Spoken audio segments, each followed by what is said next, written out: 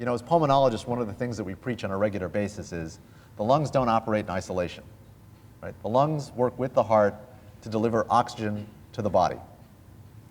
Right? The blood pumps it round and round, and the lungs put it in together. And so they asked a simple question. If you walk the patient and the patient desaturates, the oxygen level drops, that is going to be a combination of how well the patient is doing overall and not just from a lung standpoint. And indeed, there is a direct correlation with survivorship if the patient desaturates below 88% in terms of predicting their long-term outcome over 5 years. And what you can see is that this group had a better than 60% survivorship out to 5 years if there was no measure of desaturation with walking. And the same is true of looking at pulmonary hypertension. Now, this was an echo study that basically looked at the pulmonary hypertension levels patients in these, mean pulmonary artery pressure. I believe this was in a transplant group that took a look at 54 patients who had PA pressures that were normal, essentially, and 25 patients that had elevated PA pressures above 25. And again, the mortality curve directly correlated with poorer outcome in those patients that had pulmonary hypertension. Now, why would that be? Well, again, it's a simple reflection of the heart and the lungs working together.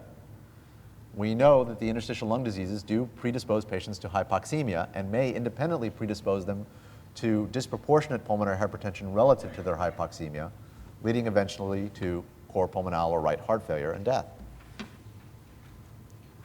Now, this is essentially the same slide that Dr. Johnson showed you earlier in regards to the use of high-resolution CT scanning in predicting patients with IPF. But the critical elements here have to do with two papers that were reported as being disparate, but I actually don't find them to be disparate, in that we know that patients with a classic CT scan, with that honeycomb appearance that Dr. Johnson described for you, have a high likelihood of UIP on biopsy and probably don't need a biopsy to make that diagnosis. Kevin Flaherty took a look at his group and basically demonstrated that if you fall into this group, as opposed to the patient without that honeycombing, that then required a biopsy to make the definitive diagnosis, you didn't do as well in the survivorship. Now, a Japanese study then took a look at the same thing and reported it as negative, but actually statistically there was a difference. They still had a higher rate of traction bronchiectasis and fibrosis scores and also showed a hazard ratio that was different. It wasn't as pronounced as it was in Kevin Flaherty's paper, but still indicating that that may be a marker of either a different disease behavior or earlier stage or some other concept of separation between those two. Well, this is very old data that has been repeated a number of times, and I just picked one of the examples that basically says we know that the UIP diagnosis is not as good as a patient with nonspecific interstitial pneumonia, which, by the way, is a grab bag left over that Anna Louise Katzenstein and Jeff Myers threw together and then came up with a categorization that had a lot more specificity to it once they put it all together. And that many of these patients are going to be collagen vascular disease patients, and they tend to do better. So one of the questions that came up with, that became of concern, is you take a lung out of a patient on a transplant, for example, or in a biopsy, and you find that there's not just one pathology.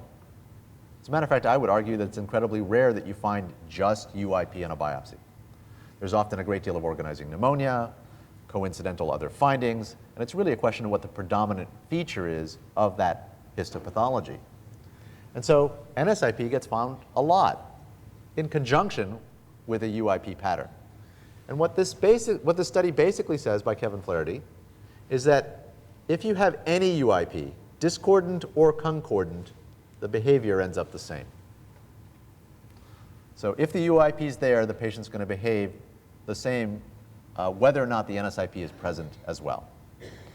The NSIP behavior is really going to be with an absence of UIP features. All right, so shifting to dynamic predictors, which are probably better than static predictors. And the reason is real simple. I don't know how long you've had the disease. Dr. Johnson pointed out that he goes searching for old x-rays. Can I tell you how many times I find an old x-ray, 4 years or older, that has some underlying disease that nobody makes any comment on or nobody really notices. And so, no surprise that being able to measure how someone is going to do over time is going to be a better predictor. And this study is really a small number of patients by Hal Collard, but he basically took a look at the decline in FVC over time and broke it into categorizations and basically said he viewed 10% as a critical threshold. And the reason's real simple. Nobody argues that a change in 10% up, down, or stable is significant. It's a marked element. I'm going to show you some data that doesn't have to be 10%. If you improved, boy, you're going to do well. And the truth is, if you improved, I'm going to scratch my head and make sure you've got the right diagnosis. Every once in a while, I see somebody who has a small clip up, and there's even some data that there are some clips that occur short term, and then a resumption of whatever the normal course is for that patient. But if you're stable versus a real decline, a 10% decline in a 6-month period, that 10% decline was statistically significantly worse, the Kaplan-Meier curve. So the survivorship in a patient that drops by 10% over a 6-month period is going to be greatly diminished. And no surprise that a drop in the DLCO is going to demonstrate the same thing. And so here you've got stable DLCOs versus a decline in DLCO and a clear p-value difference in these two Kaplan-Meier curves. Now again, it's kind of a Captain Obvious moment, right? The patient who's getting worse isn't going to do as well. And that's really all that says. I think this, by the way, just to keep this talk utterly fresh, since this was published, like last month, and was presented as an abstract at ATS, I think this is kind of a cool study done out of the National Jewish Group by Jeff Swigris. They asked, I'll tell you, Kevin Brown's been interested in exercise recovery for a while and exercise oximetry as a means of assessing these patients. And so how do you tease? It's always been a problem because there's a lot more going on than just the lung disease in how you respond to exercise, your level of conditioning, how hard you work, what you did. And so they asked a question which is your heart rate recovery. That is to say, when you exercise, if you are well conditioned, your heart rate should go up. When you stop, it should go back down.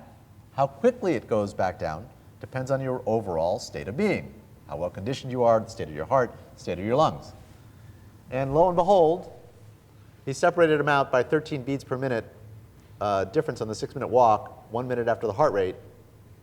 And so patients who didn't recover by 13 beats versus those that did had a clear separation in survivorship. Kind of an elegant, I don't know how useful it is in clinical practice, but I think it's an interesting tease to really explain how important this exercise component is in evaluating these patients.